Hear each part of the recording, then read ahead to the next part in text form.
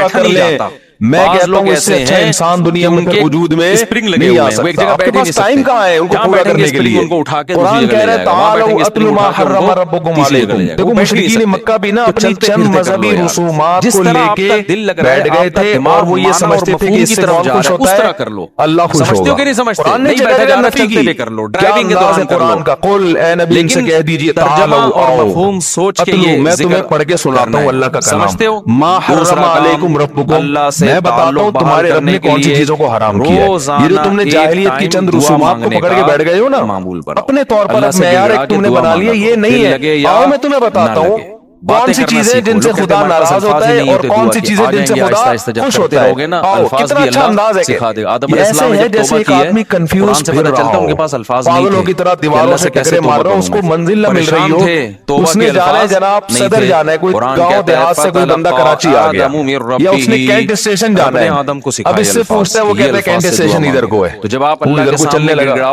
دوسرے سے پوچھتا ہے وہ کہتا ہے نہیں اللہ آپ کو وہ بھی صحیح بتا رہا ہے کہ ادھر کو ہے, لیکن اتنے پیچیدہ طریقے سے بتا رہا ہے کہ تو پہلے یوں جانا, پھر یہاں سے جا کے نا ایک کھلے گنڈے والا آئے گا, وہاں سے رائٹ ٹرن ہو جانا, پھر ایک مولانا کلفی والا ہے ادھر سے لیفٹ ٹرن ہو جانا, ادھر 4K کا اسٹاپ آئے گا, وہاں سے پھر بس میں چڑھ کے ادھر اترنا, پھر یوں ان تمام بوکھلا گیا یار. ایک چھوٹے سے کتابچے میں تو ایسا کر, تو ایسا کر, یہاں تک بات کلیئر ہو گئی. یہاں سے ادھر سے جانے کے بجائے ادھر نہ شوبہ, روزانہ ادھر نہ شوبہ, تو یہاں سے نکل جا کٹی پہاڑی سے, کٹی پہاڑی سے یوں نکلے گا, پھر ادھر سے بنارس میں ٹرن مارے گا, ادھر شیر ہو جائے گا.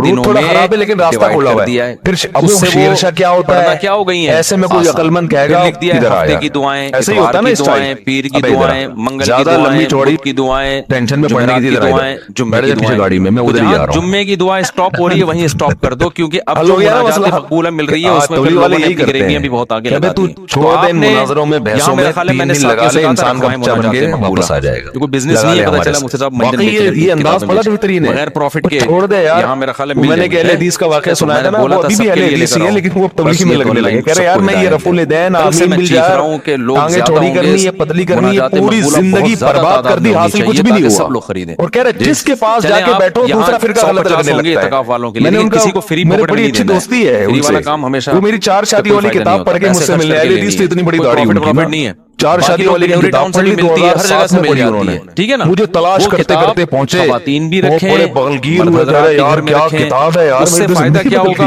ویسے بڑی سے بھی دعا ہاتھ اٹھا کے اخپل طریقے سے مانگیں, داڑھی سے مجھے اندازہ ہو گیا وہی اہل حدیث ہے. آپ کے اپنے میں نے کہا کیا, اور دوسرا اس دعا کو بھی روزانہ پڑھنے کا پہلے میں بریلوی تھا, فائدہ کیا ہوگا, اس میں قرآن و سنت کی جتنی دعائیں 40ویں 11ویں شریف 12ویں شریف نظر و نیاز سارے جمعرات کے ساری ایک ہفتے میں آپ مانگ لوگے, تو یہ کوئی کم فضیلت ہے. کہہ رہے پھر میں دیوبندیوں کے پاس بیٹھنا, اور پھر ایک اور خاندانی فائدہ ہوگا, تو کہنے لگے میں دیوبندی بن گیا. پابندی سے پڑھنے کا معمول بناؤ گے نا, 6-7 مہینے سال کے بعد جا کے وہ ساری دعائیں آپ کو یاد ہونا. پھر کچھ دنوں کے بعد اہل حدیث میں بیٹھا, انہوں نے بخاری کی حدیث دکھائی رفع الدین والی, میں دعاؤں کا بہت بڑا ظاہر ہے ہر آدمی کے پاس علم نہیں ہوتا, معمول بناؤ گے کہ نہیں بناؤ گے, مناجات مقبولہ خریدیں. ہر آدمی کو اس کا یہ مطلب نہیں کہ الگ سے دعائیں وہ الگ سے مانگنی, کتنے کام ہو گئے, ڈاکٹر کے پاس بھی نہیں ہوتی. چوتھا کام دعا, کہہ رہے میں پھر وہ تو میں پہلے بتا چکا ہوں. کہہ رہے جب میں اہل حدیث بنا, چوتھا تو ایک کام دن آپ نے جماعت کیا المسلمین کرنا ہے, والوں کا کہیں مجھے لٹریچر ملا کہ ہمارا فرقہ وارانہ نام نہیں ہے, یہ حنفی, شافعی, دیوبندی, بریلوی, اہل حدیث, یہ تو فرقے بنائے. وہ سماکم المسلمین, اللہ نے نام کیا رکھا ہے مسلم. آئیے جماعت المسلمین میں جس کا کوئی فرقہ نہیں, میں نے کہا یہ اہل حدیث بھی پہلے اپنے آپ کو اچھے کام میں بزی تو کریں نا.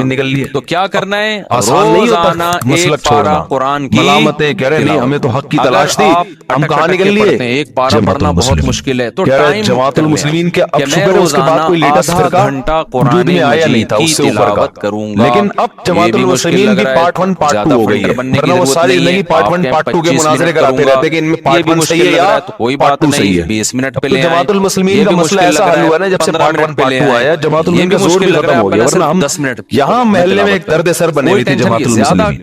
ہر تھوڑے دن میں کوئی لڑکا لٹریچر لے کے آ رہا ہوتا ہے, اس کا کیا مطلب ہے, اس کا کیا مطلب ہے. ہم شادیوں پہ کام کر رہے ہیں, لوگوں کو کہہ رہے ہیں یار بیوہ عورتوں کو سہارا دو, 10 منٹ جو اور پابندی کے ساتھ ہو, طلاق یافتہ عورتوں کو سہارا دو, سے بہتر ہے جس میں 2 دن بہت بڑا ولی کی صلاحیت ہے کہ ان چیزوں میں لگیں گی تو معاشرے میں وہ مثبت کام کس ٹائم پہ کریں گے بیٹھ کے. تو وہ تلاوت کا معمول جب سے پارٹ 1 پارٹ 2 وجود میں آئی ہے نا, اب مسئلہ ہی ہے. جب بھی کوئی جماعت المسلمین والا کہتا ہے کہ نبی نے فرمایا جماعت المسلمین اور اس کے امام کا یعنی لازم پکڑو, تو ہم کہیں گے پارٹ 1 کے بارے میں فرمایا پارٹ 2 کے بارے میں. پہلے یہ فیصلہ کر لو, پھر ہم حدیث میں دکھاؤ پارٹ 1 ہے یا پارٹ 2 ہے. تو کہیں بھی ایسا نہیں ہے کہ جنتیوں کی صفت بیان کی اور تہجد کا ہر نیا فرقہ بنتا ہے یہ کہہ کے کہ میں سارے فرقوں کو ختم کر رہا ہوں مگر وہ ایک نئے فرقے کی بنیاد رکھ کے 20 فرقوں میں ڈیوائیڈ ہو جاتا ہے. اور اس 4 میں جو دعا کرو گے نا وہ اسی 4 المسلمین میں چلے گئے. جماعت المسلمین کا اس وقت پارٹ 2 نہیں تھا تو وہ جماعت المسلمین میں گئے تو ان کو وہاں بڑا اچھا لگا بھائی ہر بات قرآن کی ہر بات حدیث کی لیبل تو سب نے بڑے اچھے خوبصورت لگائے ہوئے ہوتے ہیں تو بڑے اچھے کہتے ہیں ہوتے ہوتے میں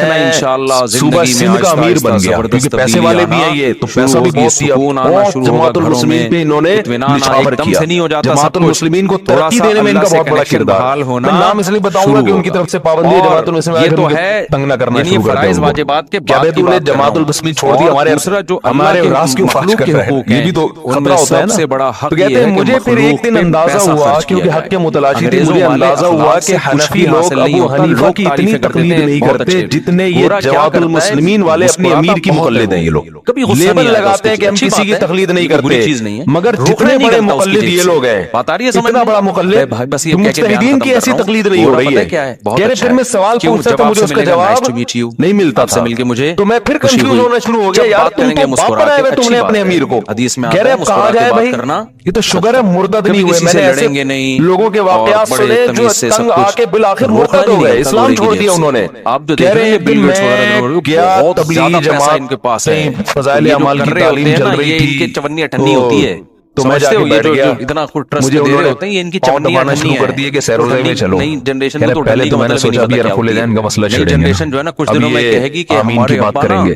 کہہ رہے میں نے ٹانگیں چھوڑی کر کے نا یوں کر کے پوری نماز پڑھی ہے. شرم نہیں آتی یہ 5000 کی یہ ویلیو ہونے والی ہے. کسی نے نہیں چھیڑا. تو کہہ رہے میں نے کہا 3 دن لگاتا ہوں پھر چھیڑوں گا. میں حکم دیا ہے 3 دن لگاتا ہوں یہ الفاظ میرے ہیں چھیڑوں گا. یہ تو ہماری اپنی کراچی کی اردو میں یہ چیزیں بنائی لی ہم نے. یہ جو ضرورت مند لوگ ہیں ان کا نے کہا شاید اب مجھے ایسے صدقات و خیرات کیا کرو جیسے اتنی جوانیں ٹرائی کی ہیں اس کو بھی ٹرائی کر لو. تو کہہ رہے میں نے کہا میں یوں جاؤں گا پھر یوں کروں گا پھر زور سے ٹیکس بھی دیں گے لیکن ہم اپنے رشتہ داروں پہ غریبوں پہ ضرورت مندوں پہ ایسے تجوریوں کا منہ کھولیں گے کہ گویا یہ اللہ کی طرف سے ہم پہ ٹیکس ہے. کنجوسی ختم کرو معاشرے میں زکات دیتے ہوئے جان نکل رہی ہے. ہم سب کو مل جل کے کتنی تھوڑی سی زکات ہے یار. کہہ رہے میں کہہ رہا ہوں بھائی یہ بیٹیوں کے نام ہو رہا ہے زیور تاکہ زکات نہ دینی پڑے.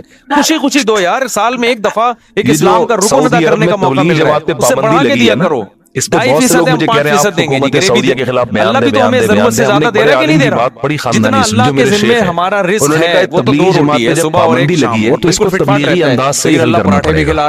تبلیغی انداز یہ کہ ہم تختوں پہ بھی سو سکتے ہیں لیکن اللہ نے سونے کے لیے ہمیں کیا دیے ہوئے ہیں. کیونکہ اگر آپ بیانات تاغنا شروع کر دو ہر چیز ہمیں اللہ نے ایک جوڑا ہمارا گزارنے کے لیے کافی ہے. سمجھ رہے ہو نا سطر کو ڈھانپ لے لیکن میرے بیان سے متاثر ہو کر یہ نہیں کہ مفتی نکل کے گریں گے نیچے. خطرناک بیان آ گیا. ہمیں ترساتن سا کے دیتا ہے. سلمان نے کہا آج سے میں نے اپنا فیصلہ گنا زیادہ تو جب اللہ ہم سے مانگتا ہے بڑے ہمیں چاہیے اللہ کے لیے بڑے مفتیان کرام نے ایک حرف بولا تو جتنے خواتین یہاں بیٹھی بیان سن رہی ہیں جتنے مرد ہر مہینے معمول بنائے کچھ نہ کچھ اماؤنٹ پابندی سے صدقہ بڑی پیاری بات کی انہوں نے کہ بھائی اس پابندی کو تبلیغی سٹائل میں حل کیا جائے. تبلیغ والے یہ اس طرح اسٹائل ان کا کیا ہے یہی ہے جو ابھی بیان کر رہا ہوں. ان کے سامنے دولت کی باتیں پیسے کی باتیں دولت کی باتیں پیسے کی باتیں بزنس کی باتیں لہذا جس بچے کو جاب نہ ملے وہ کھمبے سے لٹک کے ہم سب کا ہے بھائی ہم سب نے بچے کو توکل کی باتیں کرو بیٹا پیسہ ویسا کچھ نہیں ہوتا. ٹھیک ہے اللہ نے ہمیں بہت دیا لیکن یہ سب کچھ نہیں ہے. کسی نے نہیں مجھے کہا تو کس جماعت سے تعلق ہے کس فرقے سے تعلق ہے. قارون جب اپنے خزانوں کے ساتھ نکلا تو کہہ رہے مجھے پتہ چلا کہ حق پر کون ہے. اہل علم نے کیا کہا بھائی یہ کچھ بھی نہیں ہے اصل عمل ہے. یہ اہل علم نے کہا نا قرآن میں کئی بار بتا چکا اپنے بچوں کو سکھاؤ بیٹا پیسے کسی کی دولت دے کے رالے مرتد ہو جاتا ہے یا گھوم پھر کے کہتا ہے یار جانے دو یہ ہمارے مسائل صدقہ خیرات یہ پیسے والا اگر صدقہ خیرات کرتا ہے تو بہت اچھا نہیں کرتا تو بیٹا یہ پیسہ وبالے جانے. جیسے تبلیغ والوں کے پاس جاؤ نا کیا کہہ رہے ہیں یار آجا ہمارے ساتھ 40 دن گزار لے بس. کہ کچھ تو وہی اسٹائل ہے. صدر جا رہے تھے وہ ادھر ادھر اس نے کہا بھائی پیچھے بیٹھ جا گاڑی میں بچے کے ہاتھ سے دلواؤ تم لے کر میں پہنچا دوں گا تیرے کو تاکہ اس کو پیسہ دینے کی عادت پڑے. اپنے بچوں کے سامنے اپنی بہنوں پہ خرچ کیا کرو اپنے رشتہ داروں پہ خرچ کیا کرو اپنی طرف سے ان کو زمانے بھی بڑے ہو کر جاہلیت کی عادت پڑے کہ رسومات کو ہم نے بھی فالو کیا کر رہے ہیں کرنا ان سے ہے کہ آؤ اپنے ذرا میں بہن تمہیں بھائیوں پہ بتاتا خرچ ہوں. کرنا ہے. ما حرم ربکم علیکم بتاؤ میں بتاتا ہوں کیا حرام کیا. وہ چیزیں حرام کی تو بالکل نیچر بھی ان کو غلط کہتی ہے. کو بہت پیچیدہ دین نہیں ہے. ان کی بہنوں کی اللہ تشریکو بھی شیئا اللہ کے ساتھ کسی کو شریک نہ کرو. اس نے بنایا اس کے کون شریک ہو سکتا ہے. تو چل رہا ہے وبالوالدین احسانا تو اللہ بھی کیا کرے گا ساتھ ہاتھ اپنے اچھا سلوک کرو اور دل کیسی کنجوس کرو گے نا تعلیمات یہ چیزیں فوکس کرنے کی بچوں کو. باپ ہے ماں ہے اللہ کا بڑا فضل ہے جب میں بچپن میں گلک رکھتا تھا بڑھاپے میں ان کے قدموں میں جنت تلاش کرنی ہے.